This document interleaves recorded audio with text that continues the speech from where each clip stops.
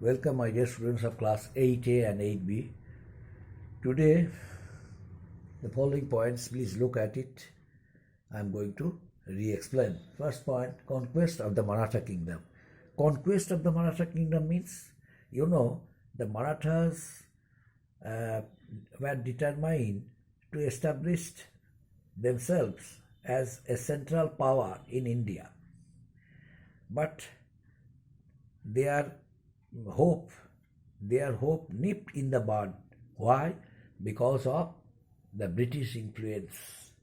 The British, from the very beginning, had been watching the activities of the Marathas, the influence of the Marathas, but the third Battle of Panipat in the year 1761 sealed the fate of the Marathas, because the Marathas considered a great defeat in the third Battle of Panipat by the Afghans. It encouraged the British and discouraged the Marathas. What they expected to be disillusion, their hopes. Their hope was disillusion only because of the defeat in the third Battle of Panipat in the year 1761 by the Afghans. Naturally, the British took its advantages. The British realized that it was a golden opportunity for them. That's why they somehow managed themselves in communicating a message to the Marathas that the British did not allow them to establish an all-Indian empire. On the contrary, they had to accept the political supremacy of the British. As a result of it, the British strengthened their naval power. The British financially established themselves, and they had to fight against the Marathas three wars. The first Anglo-Maratha War, the second Anglo-Maratha War, and the third Anglo-Maratha War. The first Anglo-Maratha War was fought for 7 years and ended with the Treaty of Salwai in the year 1782. After a few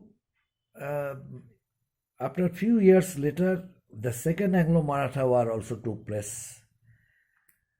During the first Anglo-Maratha War, there was no decisive victory from both sides.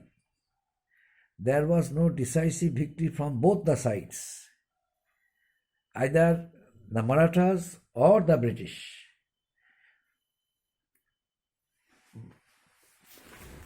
But as a result, sorry my dear students, it is load shedding. I have to go outside. Please wait.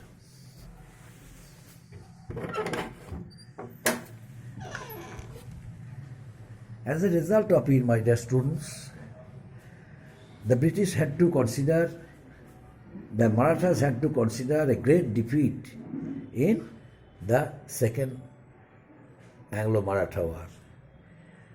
The British took many advantages during when they fought against the Marathas in the second Anglo-Maratha War. And third Anglo-Maratha War, during third Anglo-Maratha War, the British broke the backbone of the Maratha kingdom in India. And after the defeat by the British, after the defeat at the hands of the British, the Marathas were divided into many groups, and each group there was a head. Each group had one head. The head was known as chief. But a number of chiefs were, ruled by a confederacy. And who was the head of that confederacy? the Peshwa or the Prime Minister was the head of the confederation. So during that period, when Peshwa Madhavrao, fourth Peshwa Madhavrao I died, the British took its advantages and the British decided to seal the fate of the Marathas. And at the same time, the three battles fought between the British and the Marathas. Although the British fought three battles, yet the Marathas had a control. The Marathas were ruling towards the western part of India and central part of India. But the three battles between the Marathas and the British, broke the backbone of the Maratha nation. So the entire parts of Maratha kingdom came under the British control. And next one, the consequences. Another one, consequences. Although the British did not realize, although the British felt that they would be able to defeat the Marathas only because of their naval power. The Marathas were weak in naval power. The naval power under the Marathas was very weak. So the British took its advantage and defeated easily the Marathas. But the first Anglo-Maratha war, it continued for 7 years. And there was no decisive victory from both the two sides, as I mentioned earlier. But still, the British established themselves to be powerful kingdom, powerful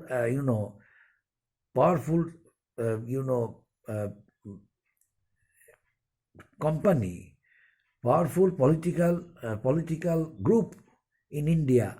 They proved by fighting against the Marathas during the first Anglo-Maratha war. And next one,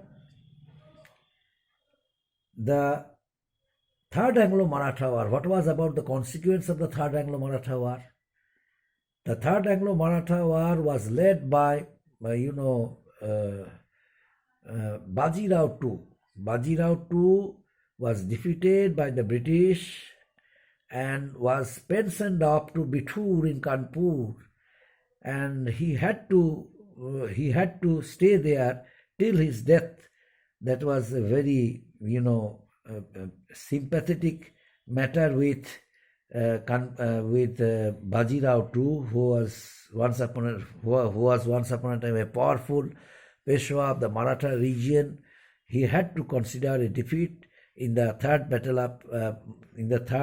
Anglo-Maratha War, but was pensioned off to Bithur in Kanpur, and most of the Maratha territories, which were extended in different parts of India, gradually it came under the British control. The British became the chief political entity in India after the three Anglo-Maratha War. And next one, conquest of Punjab. The Sikh kingdom became very powerful, independent state in North India under the leadership of Maharaja Ranjit Singh. Maharaja Ranjit Singh was very, very powerful leader of the Sikhs. He had great dream. He had a dream in his eyes. He wanted to give a step towards it. And for that reason, he signed a treaty with the British. The name of the treaty is the Treaty of Amritsar.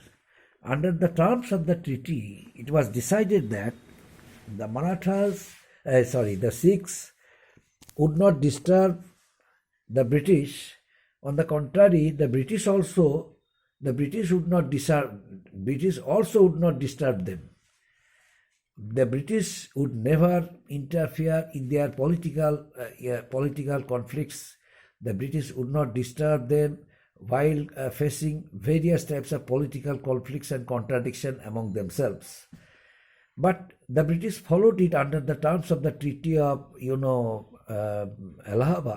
Treaty of Amritsar. the British followed it strictly. But after the death of Maharaja Ranjit Singh, the British broke the terms of the Treaty of Amritsar and decided to interfere in internal politics of under the Sikhs. Now what happened? As a result of it, the British took its advantages of the weak, rulers of the Sikh kingdom. As a result, two wars fought against the Sikhs and the British. The first Anglo-Sikh War and the second Anglo-Sikh War. The Sikhs, in the first Anglo-Sikh War, the Sikhs were defeated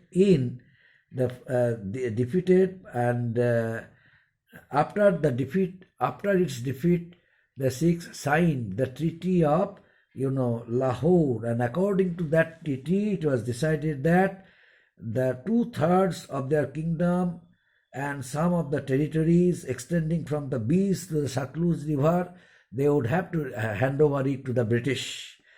Besides, the Sikhs, they would have to reduce their soldiers to 20,000 cavalry and 12,000 infantry, and a British resident was stationed at Lahore at the cost of the Sikhs.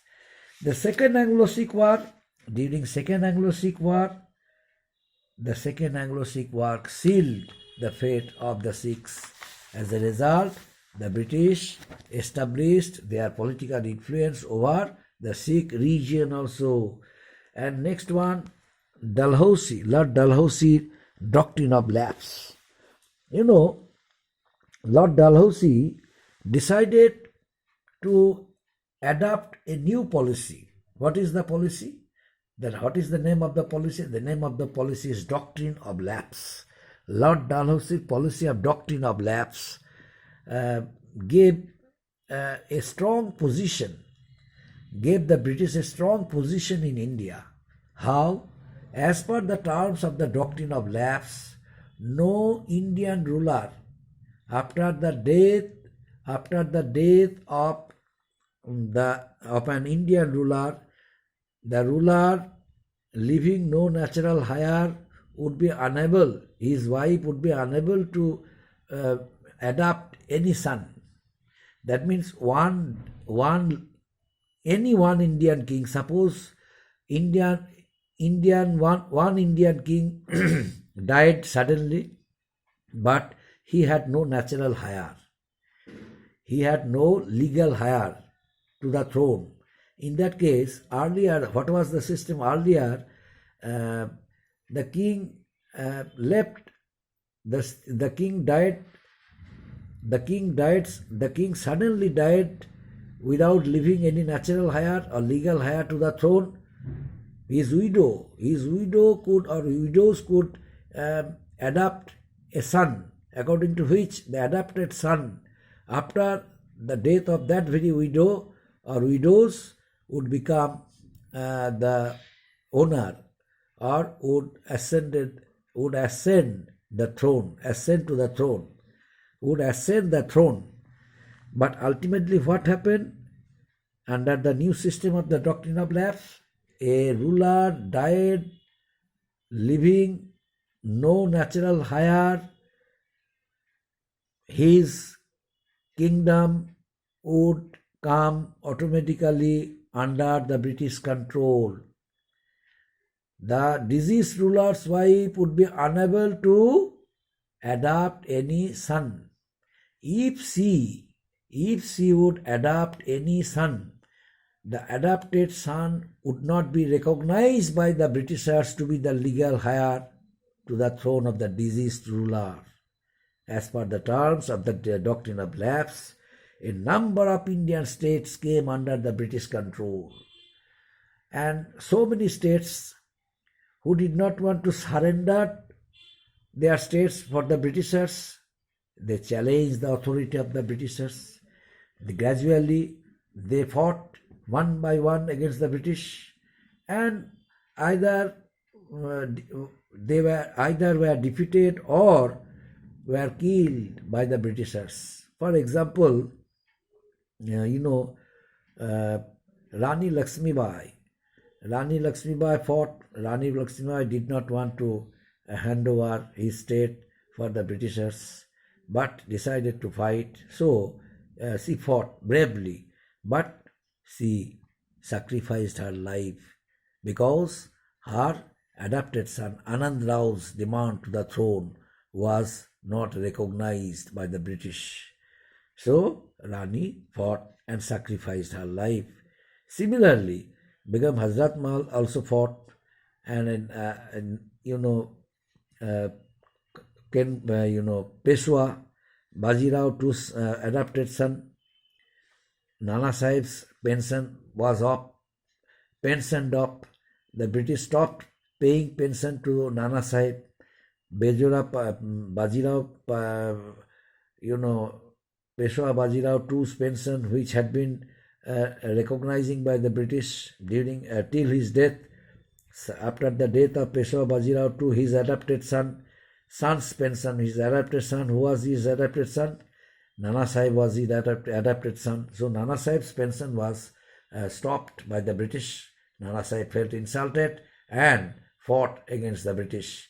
And ultimately, Nana Sahib was unable to defeat the British.